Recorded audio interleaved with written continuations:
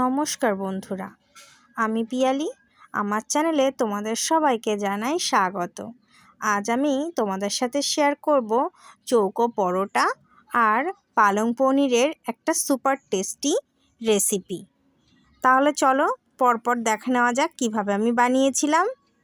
প্রথমেই দেখো, গামলাতে আমি জল গরম করে নিয়েছি। এবার আমি এই গরম জলের মধ্যে আমি পালং শাকের ডাঁটিগুলো ছাড়িয়ে ভালোভাবে পাতাগুলো নিয়ে নিয়েছি। এই পাতাগুলো আস্তে আস্তে করে আমি এবারে গরম জলের মধ্যে দিয়ে হালকা একটু ভাপিয়ে নেব। এমনভাবে ভাপাতে হবে যাতে পালং শাকের কালারটা না নষ্ট হয়ে যায়।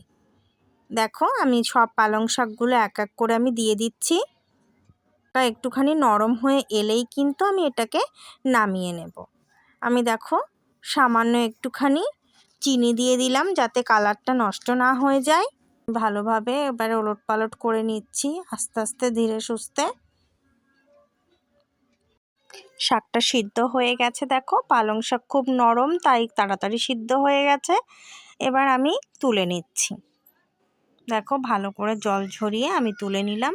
এবার আমি ঠান্ডা হওয়ার জন্যে রেখে দিলাম এই থালাটাতে। এবার আমি এই যতক্ষণে ঠান্ডা হচ্ছে ততক্ষণে চলো পরোটার জন্য ময়দাটা মেখে নেওয়া যাক। আমি প্রথমেই পাত্রের মধ্যে ময়দাটা নিয়ে নিলাম। আমি এবার এর ভিতর তেল দিয়ে দিচ্ছি, সাদা তেল দিয়ে দিলাম। তেলটা দেওয়া হয়ে গেছে। এবার আমি ভালো করে ময়দাটাতে তেলের সাথে ভালো করে মকসে নেব।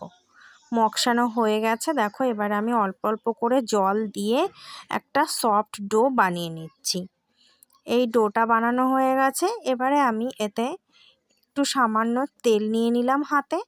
তেলটা নিয়ে পুরো ময়দাটাতে ভালো করে গায়ে লাগিয়ে এবার আমি ঢাকা চাপা দিয়ে রেখে দেব বেশ আধা থেকে পৌনে 1 ঘন্টার জন্য।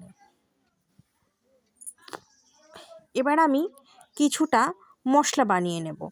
যেহেতু পালং পনিরের রেসিপিটা করতে হবে তাই আমার কিছু মশলা এখন লাগবে। আমি প্রথমেই মিক্সার জারে দিয়ে দিলাম 3-4টে কাঁচা লঙ্কা, দিয়ে দিলাম কয়েক কোয়া রসুন।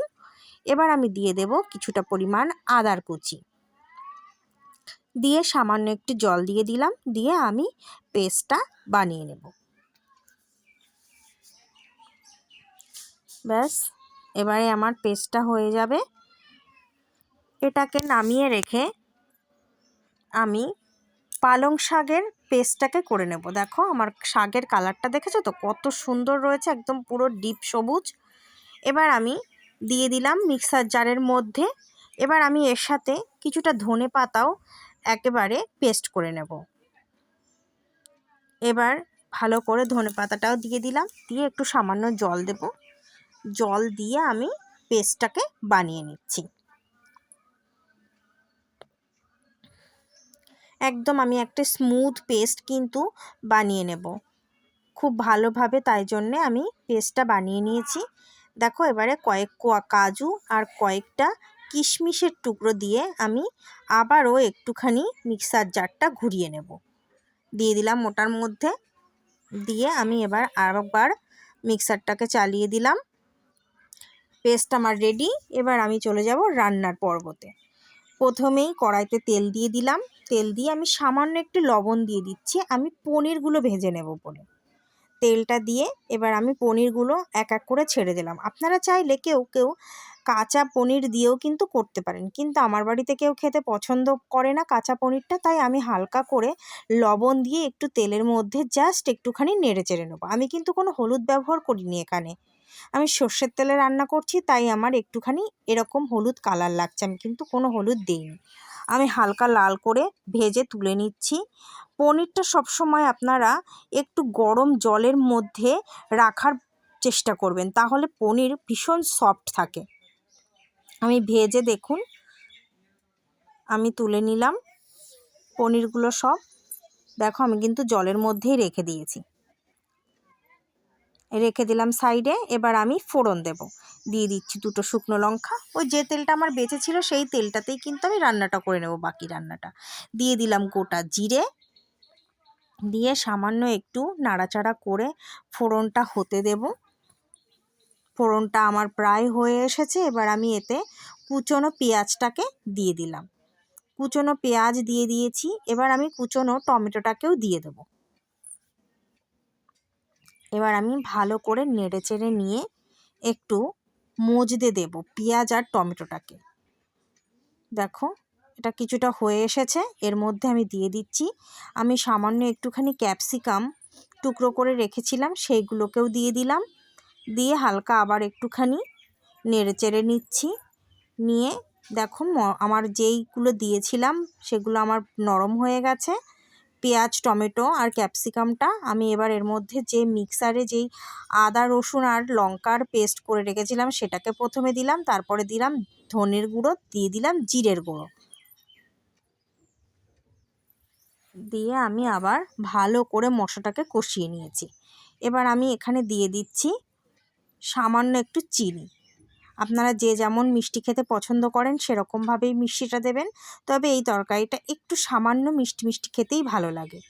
এবার আমি দিয়ে দিচ্ছি পালং শাকটা, যেটাকে পেস্ট করে রেখেছিলাম সেটাকে। পালং শাকটাকে দিয়ে দিলাম।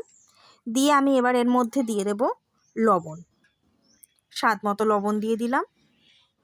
লবণটাকে দিয়ে ভালো করে মিশিয়ে নিচ্ছি। এবার বেশ খানিকক্ষণ কিন্তু কষাতে হবে। দেখো আমি খানিকক্ষণ কষিয়ে নিয়েছি। তারপর এবার যেই পনিরগুলো আমি ভেজে রেখেছিলাম সেগুলো জল চেপে চেপে আমি কড়াইতে দিয়ে দেব। দেখো আমি দিয়ে দিলাম কড়াইতে।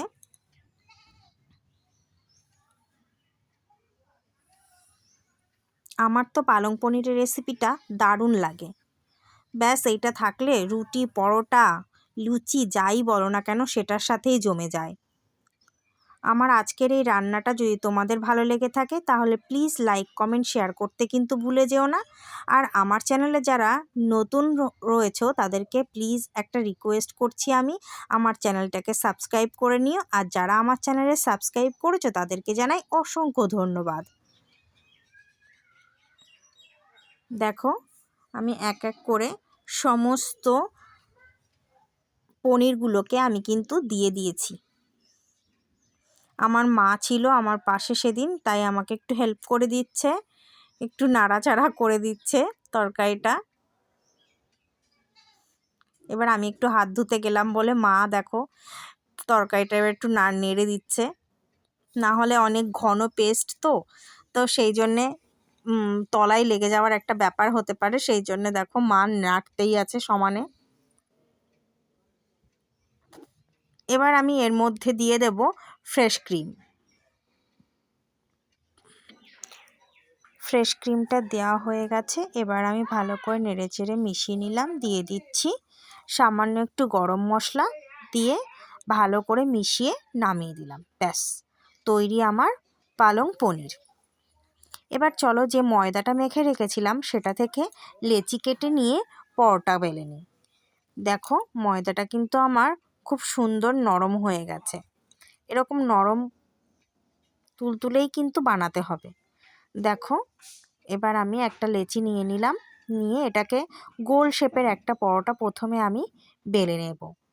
দেখো আমি ভাঁজটাকে তোমাদেরকে জাস্ট দিয়ে দেখিয়ে দিচ্ছি, যেরকমভাবে মোগলাই পরোটার ভাঁজটা দেয় সেরকম, কিন্তু মোগলাই পরোটাটা একটার উপর আর একটা উঠে আসে না, কিন্তু এখানে একটার উপরে আর একটাকে উঠিয়ে দিতে হবে।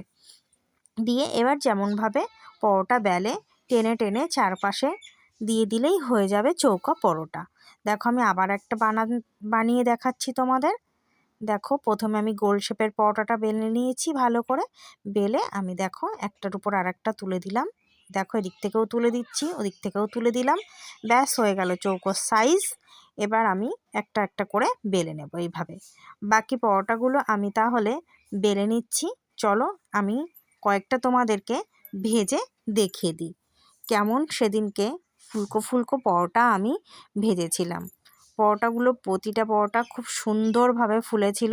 দেখো কিন্তু পুরো চৌকা হয়েছে একদম।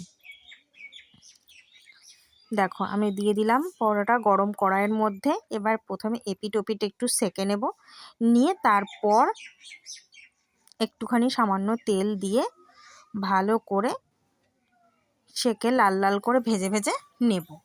যেমনভাবে তোমরা বাড়িতে পরোটা ভেজে থাকো সেই রকমই, কিন্তু এটা দেখতে একটুখানি চৌকো, তাই খাওয়ার পাতে একটুখানি পরিবেশনটাও ভালো হলে খাবার ইচ্ছেটাও অন্যরকম হয়ে যায়।